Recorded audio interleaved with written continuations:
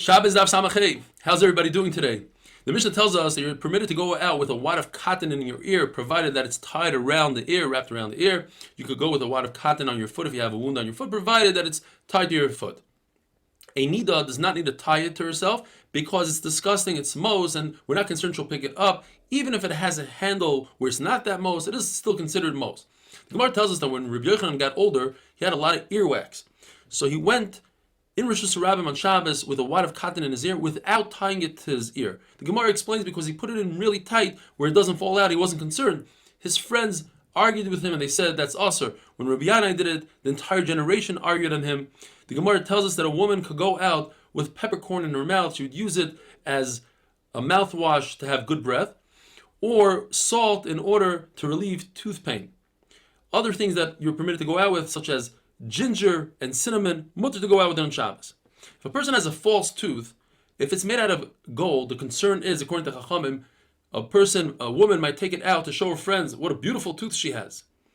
Rebbe says that's not a concern because once she removes it, that'll cause her an embarrassment. She won't remove it. If it's made out of silver, there's no reason for a person to show off silver. You're allowed to go out with a false tooth that's silver, certainly if it looks like other teeth or if it's from another human being. There are three Manda Amrim that say the Svara of Rebbe. Rebbe says that if it causes an embarrassment, we're not concerned she'll show it.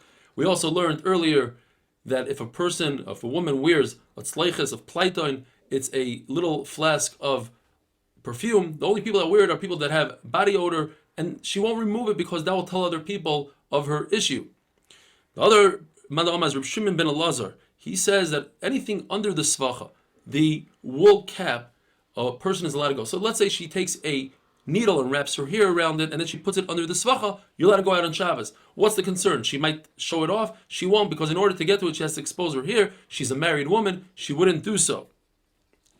Says the Mishnah, if a person has a wound on the bottom of their foot, what they would do is they would take a coin, a selah, and put it under the foot, and that would heal. Because it has three attributes. Number one, it's hard. Two, it has moisture. And three, it has a form to it. Those three things together heal the foot. This matbeah is for refuah, and therefore you're allowed to go out with it.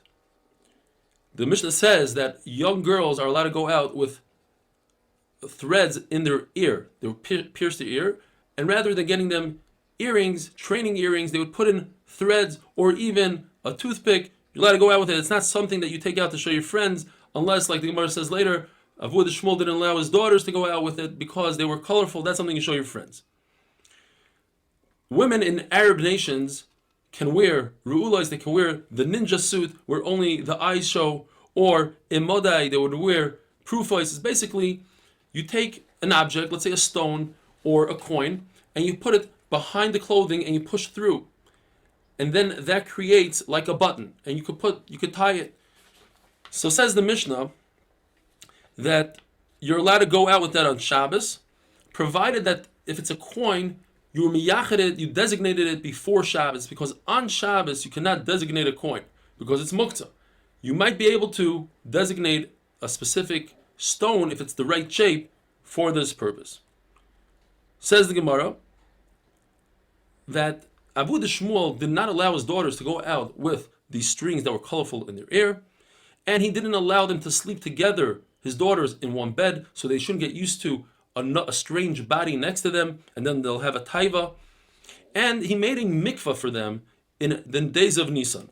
Why? Because in Nisan it rained that much. The halacha is that if you have a natural spring, even if the water flows from a natural spring, you're allowed to use it as a mikvah. Rainwater you can only use when it's still, but if it flows, you're not allowed to use it as a mikvah. The concern was that there's so much rainwater that it became the roiv, and in the Nahar Pras, in the Euphrates, there was more rainwater than the spring water, and therefore it was usher to taivel it. So he made them a mikvah. He either made a channel and took water out of the Euphrates, and he created a mikvah for them. In Tishrei, he put mats down. According to Rashi, he put the mats so that they don't step in the mud and create a chatzitza. According to Taisus, he put mats for tznius purposes. Shmuel argues, and he says, even the Euphrates, even if it has a lot of rainwater, most of its water comes from within, from underground. But he himself argues on himself, because at a different place he says that you could only be toivel in Nahar Pras in the days of Tishrei. In other words, he was concerned about the rainwater. There's a shaila in the Gemara, if a woman could take a nut and pretend that she's making a button out of it, do the proifre, put it behind the clothing, and create a button, but her real intent is to travel across the Rishus Harabim.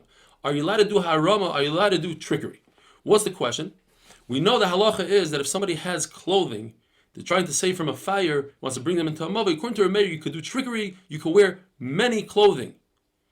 Perhaps only by a fire, because we're concerned that if we don't allow him to do so, he might extinguish the fire and be over the Raisa. We're not concerned that this woman is going to be over the Raisa to get a nut, a candy over to her son. On the other hand, perhaps over here it's mutter because it's tiltul kol acher yad. That's not the natural way of carrying it. You carry a nut in your hand, you don't put it in your clothing and pretend it's a button. So perhaps it's mutter. Have a wonderful day.